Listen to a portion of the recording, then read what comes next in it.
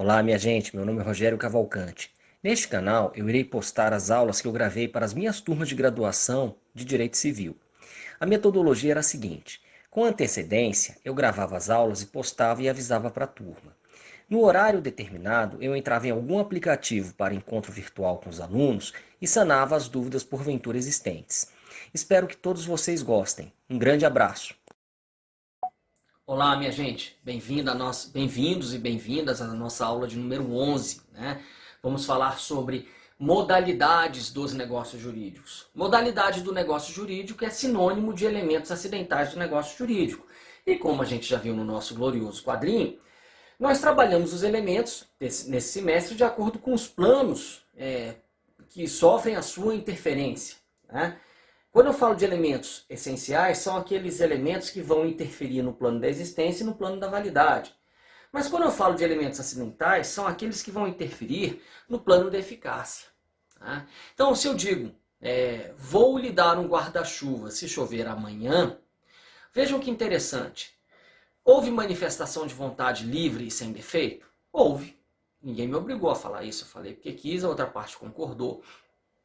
Né? Houve agente capaz? Sim, houve. Eu tenho 45 anos, tá? E estou legitimado a doar um guarda-chuva que é meu. Né? Então, o agente é capaz e legitimado. Houve objeto lícito? Sim, doar um guarda-chuva não tem nenhuma vedação. Legal. Possível? Sim, é corriqueiro doar um objeto móvel desses. Visto, possível, determinado. É determinado. É aquele guarda-chuva que eu estou te mostrando. Vou te dar esse guarda-chuva se chover amanhã. Ou se eu não mostrei ainda o guarda-chuva, é determinável. Vou lhe dar um guarda-chuva se chover amanhã. Então, problema nenhum. Lícito, possível, determinado ou determinável é o objeto. E a forma? Gente, doação de guarda-chuva, acredita em mim, pode ser um contrato verbal. Né? Então, a forma é uma forma adequada.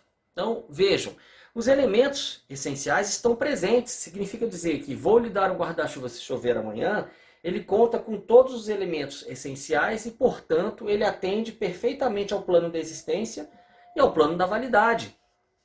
Mas hoje, eu falo isso hoje, vou lhe dar um guarda-chuva se chover amanhã. Falando isto hoje, essa doação, ela já surtiu efeitos? Não, ela não surtiu efeitos.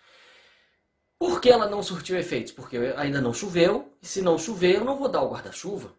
Tá certo? Então, não surtiu efeitos, em última análise, porque eu inseri o que eu chamo de elemento acidental. E o que é o elemento acidental, professor, pelo amor de Deus? Por favor, acabe com essa minha agonia, diga o que é isso. Vamos lá?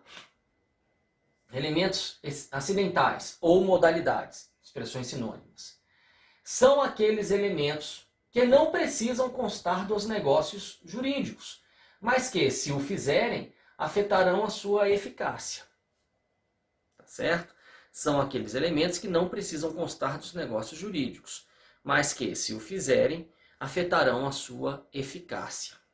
Tá? Gente, então olha isso. Olha isso. Por que ele é acidental?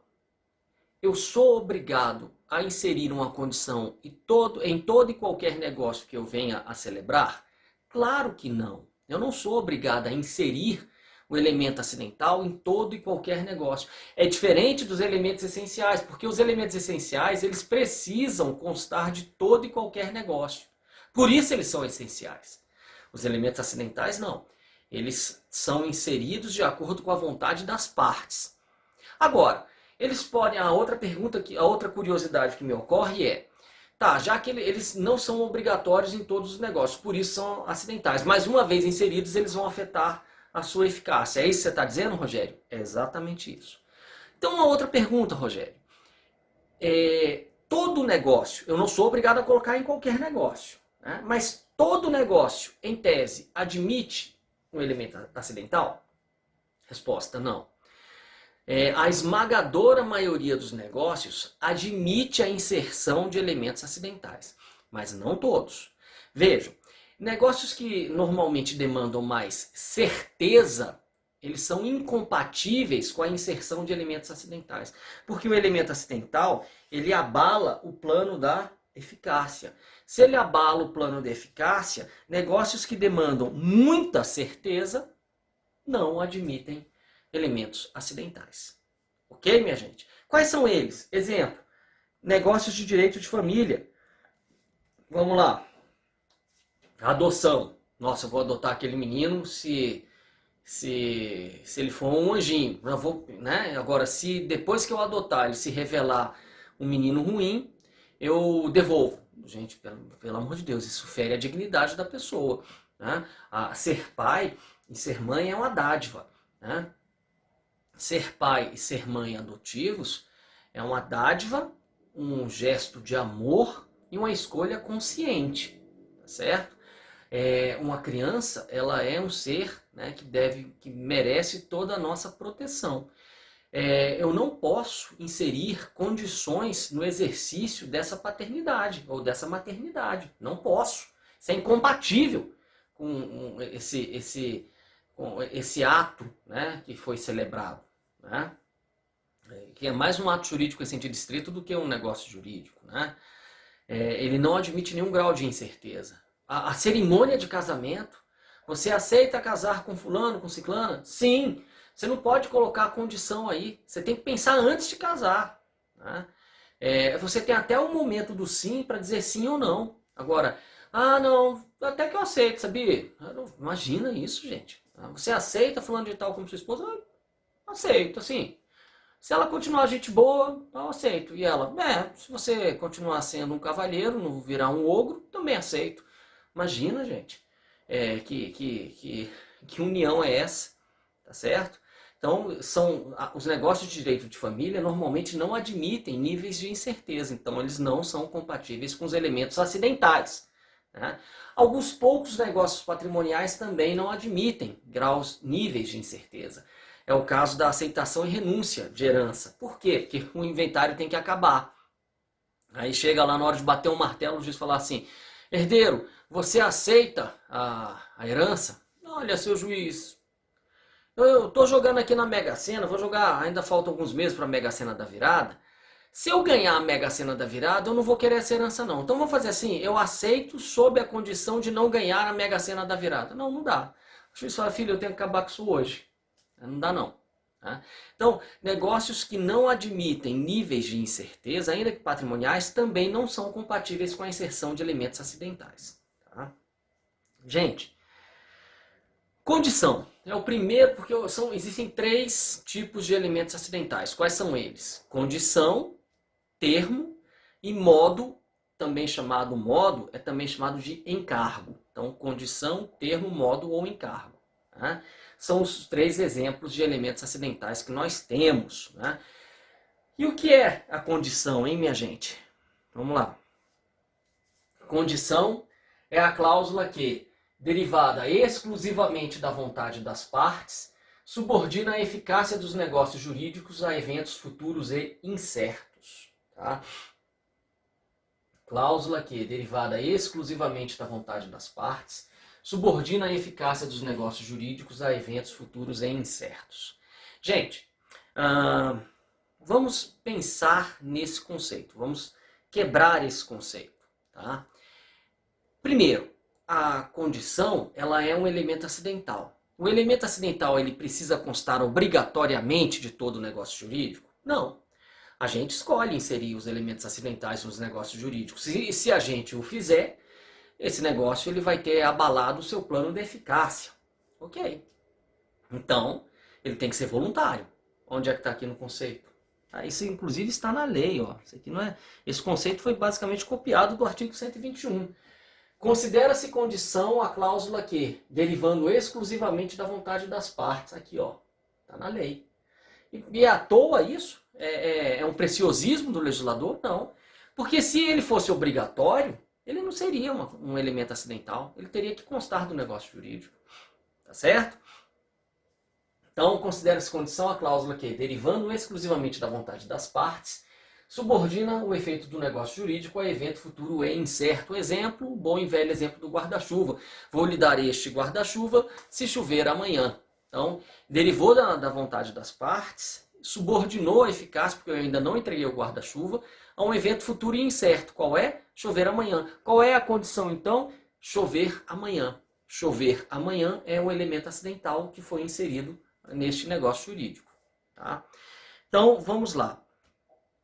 Gente, vocês bem sabem, isso eu já falei inclusive na aula passada, que você entende perfeitamente o instituto quando você consegue diferenciá-lo de figuras que são assemelhadas. Não é diferente com a condição, tá certo?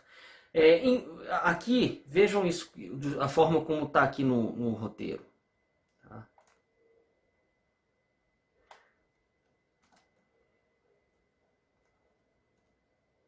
Aqui, ó. Não são condições. Tá? Não são condições. Mesmo que a gente use o nome condição, vocês vão ver aqui, por exemplo, as chamadas condições tácitas não são condições, do ponto de vista técnico.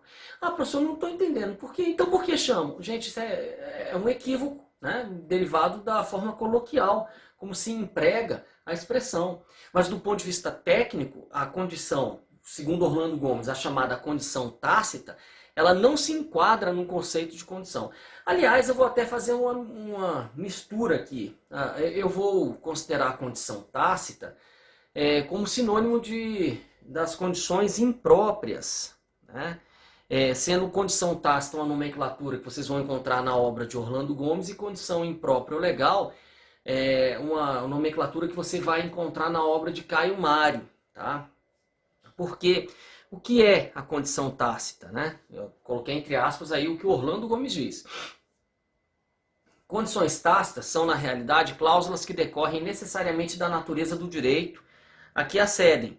Promessa de comunicação de metade do patrimônio derivado da comunhão universal. Gente, se você casar em comunhão universal, você vai ter metade do patrimônio. Isso não é tecnicamente uma condição. Isso é uma consequência do regime legal. Então isso não deriva, a divisão da metade do patrimônio, tá certo? Esta consequência de divisão da metade do patrimônio não deriva de nada senão da lei.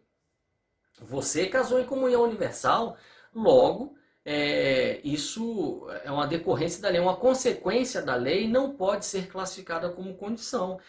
E eu acho que nesse caso, o que o Orlando Gomes chama de condição tácita é o que o Caio Mário chama de condição imprópria. São aquelas que repetem comandos legais e não derivam da vontade das partes. Tá? Exemplo disso, tínhamos aumento, dizendo assim, vamos supor, se a inflação chegar a 20% ao ano, todos farão jus ao aumento de 20%. Isso é condição? Não. Não é condição? Não é condição. Por que não é condição, Rogério? Não é condição porque isto não decorre da vontade das partes, isso decorre de uma lei. Só por isso, Rogério? Só por isso. Elemento acidental é aquele elemento que não precisa constar de todo o negócio jurídico. Mas ele consta porque as partes optaram por inseri-lo. Né? Então, isto é que é um elemento acidental. Se eu tenho o exemplo do aumento, a lei diz, no dia em que a inflação chegar a 20% ao ano, os trabalhadores terão um aumento de 20%, isso não foi inserido pela vontade das partes, isso decorreu da lei. Pô, mas isso parece pra caramba com a condição. Parece, mas não é, porque o conceito de condição, vamos voltar aqui ao código, considera-se condição a cláusula que, derivando exclusivamente da vontade das partes. Então, qual é a mensagem que o código está nos dando aqui?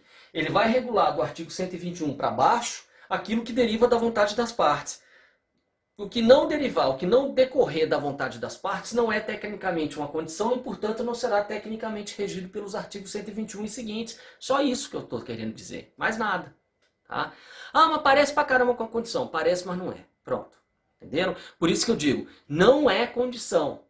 Aquilo que a doutrina chama de condição imprópria não é uma condição, ou condição tácita, porque são consequências que derivam da lei e não da vontade das partes. São consequências práticas e futuras que decorrem da automática aplicação da lei e não da vontade das partes. Por isso, mesmo que a gente erroneamente, coloquialmente, as chame de condição, elas tecnicamente não são condições. Tá? Vamos lá. Aqui no nosso roteiro, nós ainda temos, dentro desse espírito do que é e do que não é condição, nós temos aqui, ó. Aqui tem um pequeno equívoco, tá, gente? Eventos futuros não, eventos passados. Corrijam aí. Aqui, ó. No roteiro existe um equívoco que aqui está escrito eventos futuros. Não. Eventos passados e presentes não são condições. Corrijam isso no roteiro. Eventos passados e presentes não são condições. Por quê? De novo, vamos voltar para a lei? Considera-se condição a cláusula que derivando exclusivamente da vontade das partes, já exploramos esse pedaço, subordina o efeito do negócio jurídico a evento futuro e incerto. Futuro e incerto. Eventos passados e presentes não são futuros nem são incertos. Tá certo? Ah, mas, por exemplo, eu falei para você o seguinte, estou numa sala trancada, né, e digo assim, se chover hoje, eu vou lhe dar um guarda-chuva, e já está chovendo. Só que como eu estou trancado numa sala, com as janelas, com a cortina fechada, e com isolamento acústico bom, não estou ouvindo que está chovendo. O guarda-chuva já é seu? Já. Mas isso é uma condição? Não, isso é um negócio puro e simples. É um negócio que já é existente, válido e eficaz. Tá certo, gente? Eu não estou dizendo que não pode acontecer esse negócio. Eu só estou dizendo que se acontecer, e eu fizer referência a um evento passado ou presente, ele será um negócio puro e simples. Ele não será um negócio sujeito à condição, porque a condição é um evento futuro e incerto. Por exemplo, se eu falar assim, vamos lá, vou lhe dar um carro, vamos lá, estamos no ano 2020, né? O campeão da Champions foi o Bayern, né? Aí eu digo o seguinte, eu vou lhe dar um carro se o campeão da Champions 2020 for o Barcelona. Gente, o Barcelona já não foi. O campeão da Champions 2020 foi o Bayern. Né? Então, este negócio... Qual é a mensagem que eu estou dando para o cara? Vou lhe dar um carro se o campeão da Champions 2020 for o Barcelona. Só que no ano 2020, o campeão da Champions foi o Bayern. Já aconteceu isso. Então isso é um evento o quê? Passado. O que é que eu estou dizendo? Não te dou carro. Agora, se eu falar assim, vou te dar um carro se o campeão da Champions for o Bayern em 2020. O que é que eu estou dizendo, cara? O carro é teu. Então, o que eu quero dizer com isso é que quando eu faço referência a um evento passado ou presente, o negócio já é um negócio simples. Ele não é um negócio sujeito à condição, porque o que tiver de ser já foi. Entenderam? Então, para ser condição, eu quero falar uma coisa muito simples na realidade. Eu não quero complicar, eu só quero dizer para vocês, só quero enfatizar na cabeça de vocês que para ser condição tem que ser derivado da vontade das partes, tem que ser futuro e tem que ser incerto. É só isso que eu quero dizer para vocês. Tá? Então, por mais complicado que pareça, acreditem, é simples assim. Tá? Bom, eventos passados e presentes não são condições, pois há necessidade de haver algum grau de incerteza. E eu acho isso muito legal, porque o Caio Mário, ele coloca aqui os níveis de incerteza que podem incidir nos negócios jurídicos, né, por deliberação das partes. Então, vejam só, ele fala que existem 4 níveis de incerteza nos eventos futuros que eu posso colocar no negócio jurídico. Tem o nível de incerteza máximo, que é o incertos anincertos. O que é incertos anincertos? Eu não sei se vai acontecer, nem sei quando pode acontecer. Exemplo, vou lhe dar um carro se você passar para o concurso de juiz. Eu não sei se vai acontecer, nem sei quando pode acontecer. Um nível um pouco mais leve de incerteza é incertos ancertos. Eu não sei se vai acontecer, mas se acontecer, está limitado a um período. Eu sei quando pode acontecer. Então, aquela frase, vou lhe dar um guarda-chuva se chover amanhã, ele se enquadra aqui. Incertos ancertos. Não sei se vai acontecer, mas se acontecer, será amanhã. Tá? Agora, o interessante é notar que esses dois primeiros casos aqui são casos de condições, tá? Tanto incertos anincertos quanto incertos ancertos, esses dois níveis de incerteza, se eu inserir num negócio jurídico, eles vão representar condições. Ah, por quê, professor? Porque se eu tiver os certos anincertos e os certos ancertos, eu terei termo. Como assim, professor? Quando eu insiro um evento que eu não sei, aliás, quando eu insiro um evento que eu sei que vai acontecer, mas eu não sei quando, isso é termo. Ah, professor, você me explicou o que é termo, explica pra gente. Ok, gente, termo é o primo irmão da condição. Termo é a cláusula que é derivada exclusivamente da vontade das partes, subordina a eficácia do negócio jurídico a eventos futuros e certos. A eventos futuros e certos. Tá? Então, isso é termo. Agora, para ser termo, precisa apenas que o evento seja futuro e seja certo. Então, o exemplo clássico, o boleto bancário com a data de vencimento, ela tem um termo de vencimento. Tá? É pagável até o dia 10 de novembro, estamos aqui no dia hoje 17, né? Eu estou gravando essa aula no dia 17, vou disponibilizar na segunda-feira subsequente, mas estamos no dia 17 de setembro de 2020, gravando essa aula. Né? Aí eu chego e falo o seguinte, esse boleto vence no dia 10 de novembro de 2020. Termo. É um evento futuro e certo ao qual se subordina a eficácia desse vencimento, né? Dessa obrigação. Né? Então ela vai ser exigível a partir do dia 10 de novembro de 2020. Tá? Bom, gente, então, quando eu tenho um evento que deriva da vontade das partes, que é futuro e que é certo, eu estou diante de um termo. E aí o Caio Mário diz que existem dois níveis de certeza que caracterizam o termo. O primeiro nível de certeza é os certos anincertos. Eu sei que vai acontecer, mas eu não sei quando vai acontecer. Tá? Exemplo disso, usufruto vitalício. Porque o usufruto eu posso determinar que o usufruto de um bem seja por 2 anos, por 10 anos ou pela vida toda. Mas se eu coloco o usufruto vitalício, este usufruto está sujeito a um termo, porque um dia ele vai acabar. Né? Então, mas ele vai acabar, esse usufruto? Vai, esse usufruto vai acabar. Tá? Mas vai acabar quando? Vai acabar quando o sujeito morrer. Então esse é um evento futuro e é um evento certo. Tá? Então, mas eu sei que vai acontecer, mas eu não sei quando. Certos ou incertos. Isso é condição ou é termo? Isso é termo, porque o evento é futuro e certo. Ok? Se tiverem dúvidas quanto a isso, me perguntem na aula ao vivo. Tá? Gente, e tem aqui mais uma observação interessante. A pressuposição também não é condição. Tá? Só para a gente finalizar essa parte introdutória, a gente tem que ficar atento também a esta frase. O que seria a pressuposição? Gente, a pressuposição, para alguns autores, seria uma espécie de uma condição inacabada, uma condição que existe só na cabeça da pessoa, uma condição que não foi exteriorizada. Exemplo disso. Eu e outra pessoa estamos celebrando um contrato na pressuposição de que as condições de fato sejam essa ou aquela. Né? Então nós estamos pressupondo que o contrato só está sendo assinado porque isso está acontecendo, aquilo está acontecendo. Agora vejam, se isso aí fosse algo realmente, né, esse é o conceito de pressuposição, é uma condição que não foi exteriorizada, mas que se supõe, né, ser do conhecimento das partes, pressuposição. Tá?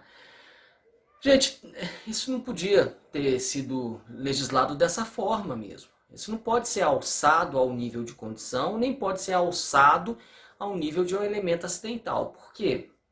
Porque, gente, pressupor é meio que contar com a sorte. Eu estou supondo isso e ele está supondo aquilo. Não, gente, isso não pode ter um impacto jurídico relevante.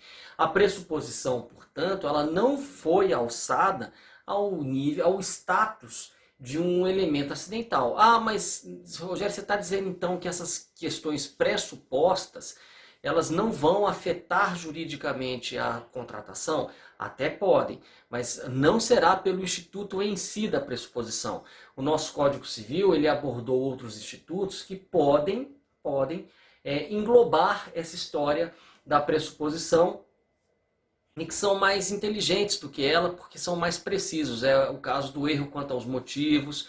Lá em contratos vocês vão estudar a revisão de contratos fundada na onerosidade excessiva, que pode ter como uma das análises a questão da base objetiva do negócio.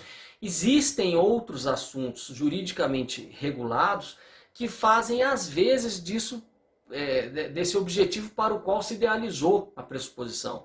Então, pressuposição é uma condição inacabada que existe na cabeça das pessoas.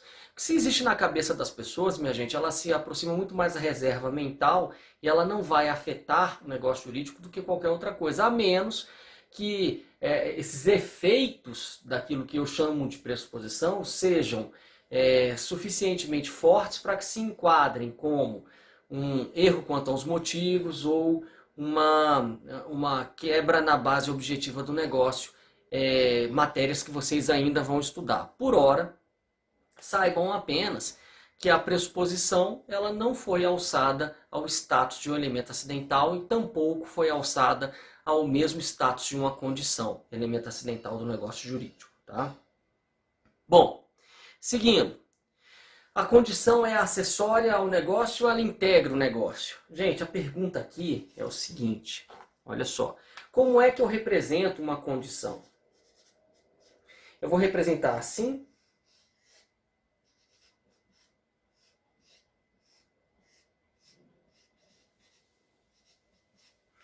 Ou eu vou representar assim?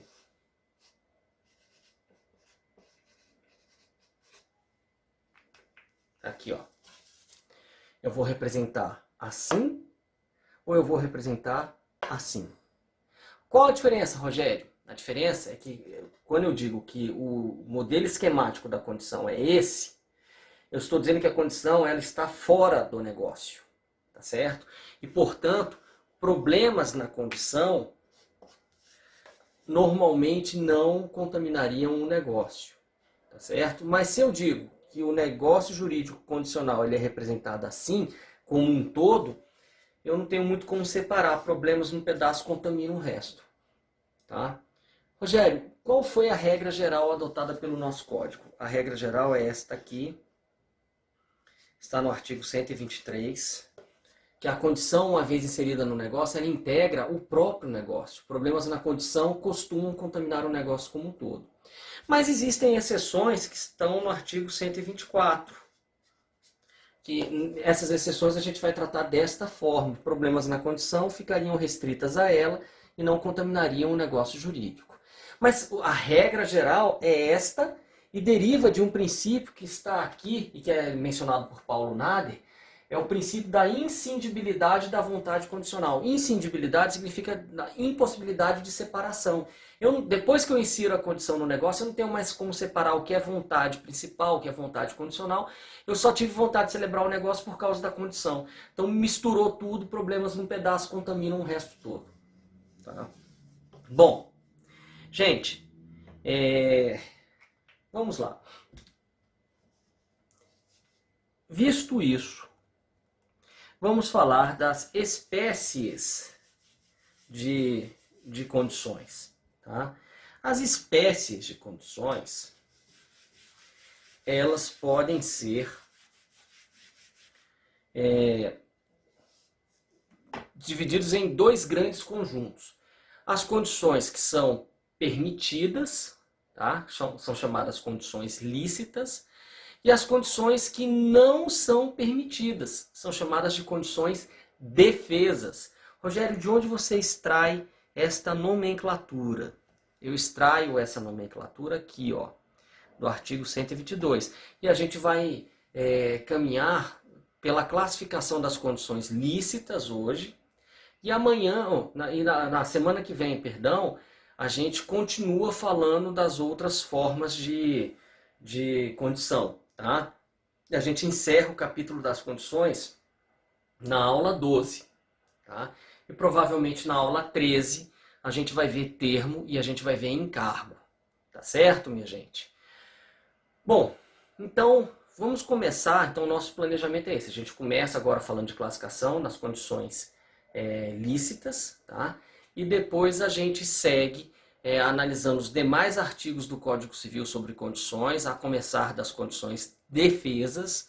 Depois a gente avança para termo, depois a gente avança para encargo e aí a gente encerra o conteúdo da nossa primeira avaliação. Tá? Gente, vamos lá. Quando eu falo no artigo 122, digo assim, são lícitas, em geral, todas as condições não contrárias à lei, à ordem pública ou aos bons costumes. Entre as condições defesas, se incluem as que privarem de todo o efeito o negócio jurídico ou o sujeitarem ao puro arbítrio de uma das partes. Então, ele começa dizendo, são lícitas, em geral, as condições que não forem proibidas, que não forem defesas. E aí o código segue dizendo quais são as defesas. Então, se a gente não estiver diante de uma dessas hipóteses de condição defesa, é porque a condição ela é uma condição lícita. Tá? E aí, então a regra é que a condição seja lícita. Ela só não vai ser lícita se ela se enquadrar nessas hipóteses da segunda parte do artigo 122. Ou seja, então vamos lá. Ou ela é lícita, ou ela é defesa. Entre as defesas, nós temos as ilícitas,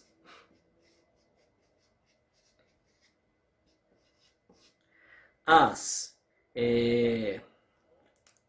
contraditórias ou perplexas,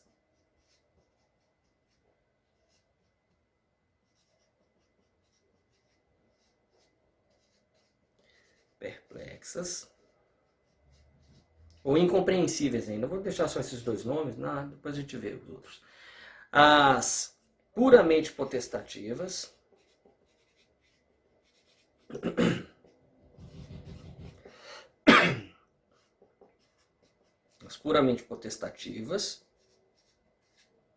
e as impossíveis.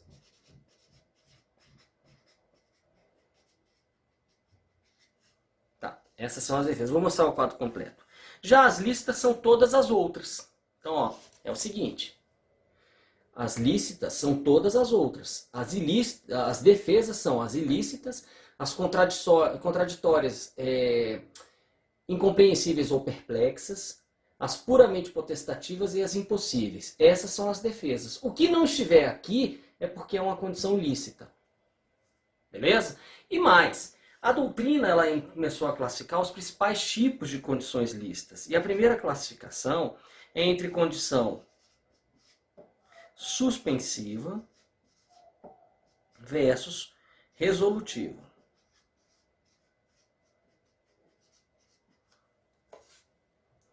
Condição suspensiva versus condição resolutiva. Tá? Bom, gente, a condição suspensiva, tá, é aquela que suspende a eficácia do negócio jurídico até o seu implemento, até que ela aconteça. Vou dar o bom e velho exemplo do guarda-chuva. Vou lhe dar um guarda-chuva se chover amanhã. Já te dei o guarda-chuva hoje? Não. Os efeitos dessa doação estão suspensos. Suspensos até quando? Até acontecer a condição. Por isso o nome suspensiva. Tá? Vou lhe dar o guarda-chuva se chover amanhã. Vou lhe dar um carro se você passar no vestibular. Vou comprar essa casa se eu ganhar no prêmio da Mega Sena que corre nessa semana. Tá? Já comprei a casa, já dei o guarda-chuva, já lhe dei o carro? Não. Eu estou esperando primeiro acontecer a condição. Qual é o nome dessa condição? É uma condição suspensiva. Tá? E a condição resolutiva? Gente, a condição resolutiva, resolver é por fim. Tá? Então, a condição resolutiva é aquela que põe fim ao negócio jurídico com o seu implemento. Agora, ela é uma condição porque ela é também um evento futuro e incerto. Então, vamos lá. Eu digo o seguinte, que meu irmão está precisando morar numa casa, na minha casa, eu tenho um apartamento sobrando. Ele está desempregado. Aí ele fala assim, Rogério, eu quero morar nessa casa, mas eu não tenho ainda dinheiro para pagar o aluguel. Ela fala assim, tudo bem, eu lhe empresto a casa. E até quando esse empréstimo vai durar? Esse empréstimo dura até você arrumar um emprego. Quando você arrumar um emprego, acaba o empréstimo. Gente, arrumar um emprego é um evento futuro e incerto. Agora, arrumar um emprego vai por fim ao empréstimo que eu fiz. Portanto, será uma condição resolutiva. Volta, professor. Tá, então vamos por partes. Qual é o conceito de condição? É o evento futuro e incerto ao qual se subordina a eficácia do negócio jurídico. Esse evento futuro e incerto ele pode ter dois principais efeitos. Ou ele está suspendendo os efeitos do negócio e quando acontecer a condição, os efeitos vão se fazer sentir, o negócio vai surtir efeitos. Então, vou lhe dar um carro se você passar no vestibular. Então, os efeitos vão começar a se fazer sentir quando ele passar no vestibular. Até então estavam suspensos. Ou o evento futuro incerto vai acabar com os efeitos, vai resolver os efeitos. E aí ela vai ser uma condição resolutiva.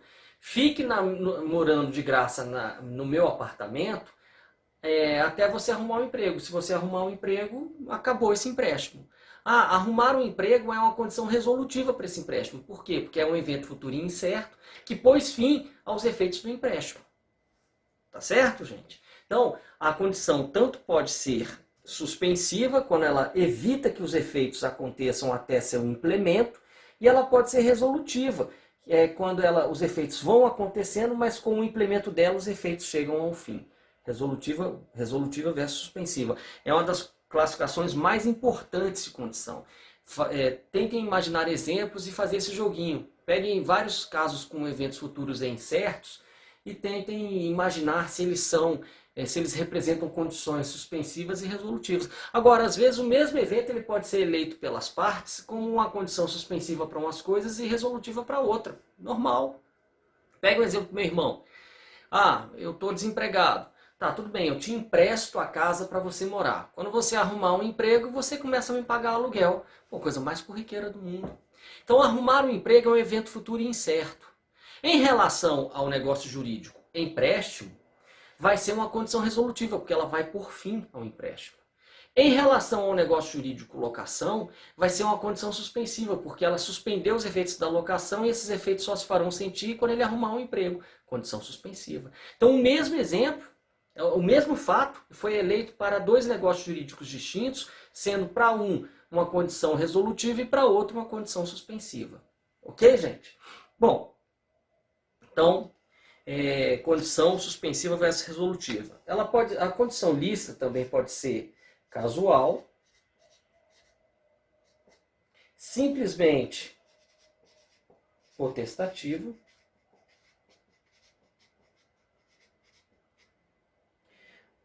ou mista. Gente, casual é aquela condição cujo implemento independe do esforço das partes. Tá? Por exemplo, vou lhe dar um presente se o seu time de futebol for campeão brasileiro. Não depende de mim nem de você. Isso não depende do esforço das partes, é uma condição casual. Tá? Vou lhe dar um guarda-chuva se chover amanhã. Não depende, o implemento da condição, chover amanhã, não depende nem de mim nem de você. Agora, se eu falar, vou lhe dar um carro se você passar no vestibular, o implemento disso depende sobretudo do seu esforço. Tá? Essa é uma condição simplesmente potestativa. Depende, está ao seu alcance, está dentro da tua esfera de poder, se esforçar para implementar essa condição. Condição simplesmente potestativa. E a condição mista é aquela que depende em igual medida de eventos externos, alheios ao esforço das partes, e eventos que talvez dependam do esforço de uma ou das duas partes. O exemplo mais lembrado é aquele do fazendeiro que chega para os seus funcionários e fala assim, se a safra desse ano for maior que a do ano passado, eu vou dar um prêmio para vocês. Isso depende do quê? Isso depende de condições climáticas, mas isso depende também da destreza dos trabalhadores. Então isso é uma condição mista porque ela vai depender, eu diria, que em igual medida, do esforço das partes e de eventos alheios a esse esforço. Tá? A simplesmente potestativa é que depende preponderantemente do esforço das partes. Tá? E a casual é aquela que não depende do esforço das partes, mas todas são lícitas. Né? E por fim, condições positivas versus negativas.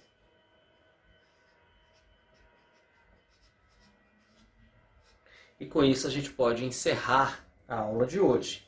Tá? Gente, as condições positivas são aquelas condições que dependem de uma atuação da parte de forma a alterar a realidade para que ela implique o seu próprio implemento.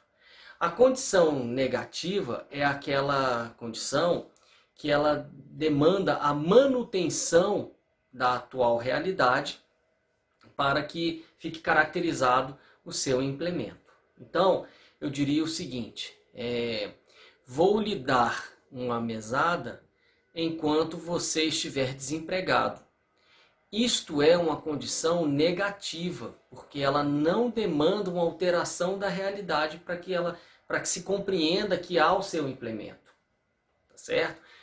Permanecendo desempregado, você vai receber uma mesada. Isso é uma condição negativa. Tá? Agora, vou lhe dar um apartamento, se você casar, isso é uma condição positiva. Por quê? Porque isso vai demandar uma alteração de status, de realidade, para que haja um implemento da condição. No passado, se falava muito assim, que a condição negativa era aquela que se manifestava por uma sentença, por uma frase negativa. Você vai ter isso se você não fizer aquilo. Não é isso. Porque, gente, com alguma criatividade, tudo que você manifesta de forma positiva, você pode criar uma frase com um não na frente. Né? Então, a questão não é essa. A questão é, a condição negativa é aquela que demanda uma manutenção de status, de realidade, para que fique caracterizado o seu implemento. Essa é a negativa. E a positiva é aquela que demanda uma alteração na realidade das coisas para que haja o seu implemento. Se tiverem dúvidas, eu terei prazer em esclarecer na nossa aula ao vivo. Tá? Então, até a próxima semana, quando a gente continua com a matéria condições e avança para termo e encargo, terminando a matéria da nossa primeira avaliação. Grande abraço, minha gente. Obrigado pela atenção.